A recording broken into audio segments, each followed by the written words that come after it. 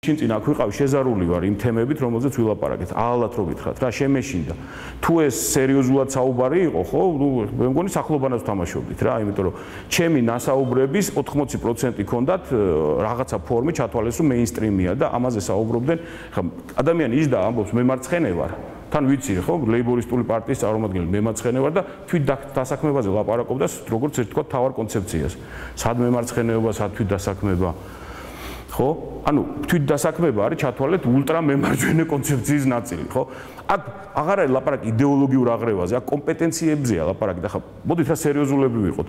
რა გინდა თქვენ ამ ქალაქში, აი ასე მართვა, როცა ვის, როდესაც რაღაცა თავში რა მოუვა, იმას გააკეთებს ოღონდ ცენტრში და ესენი იქნებიან ჩუმი უსიტყვო შემსრულებლები. აი ეს მოედანი უნდა გადაიკეტოს, რატო უნდა გადაიკეტოს, არავინ არ იცის. მეგრელებს აქვს ეგეთ სიტყვა ვაშინას.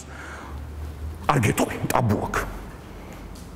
აბუირებული რატო უნდა აი ვინ იცით რატო უნდა გადაიკეტოს მართალია რომ იმიტომ უნდა გადაიკეტოს რომ მე აქ რაღაცა უნდა მოხდეს შეიძლება მართალია შეიძლება სისულელია ეს ყველაფერი რასაც ლაპარაკობენ მაგრამ ფაქტი ერთია რომ ვიღაცამ ისე მიიღო ეს გადაწყვეტილება რომ არც ერთ თქვენთაგაც მონაწილეობა ამაში არ მიგიღეთ მე რას გთავაზობთ ჩემი მართლობის პირობებში მუნიციპალიტეტში და საკრებულოში მე მექნება გახსნილი ღია ურთიერთობა, ოღონდ არა ისე რომ ეხლა პირდები და მე დავიმალები ან შუშებს გავაკეთებ მიშასავით რომ ვითომ სინამდვილეში არაფერს არ ვაშავებ. იქნება ყველა სხდომი, საკრებულოს ყველა სხდომა იქნება ღია ტრანსლაციის პირობებში. ამაზე ბევრ ფულს არ დავხარჯავ თქვენ გადასახადებით დიდად არ დაიტვირთებით რა. აი ეს ვებკამების დონეზე გაკეთდება ეს ყველაფერი უიაფესად და ეს შეერთებული იქნება ყველა საკაბელო ქსელს ექნება თავისუფლად ამ სიგნალის წაღების საშუალება.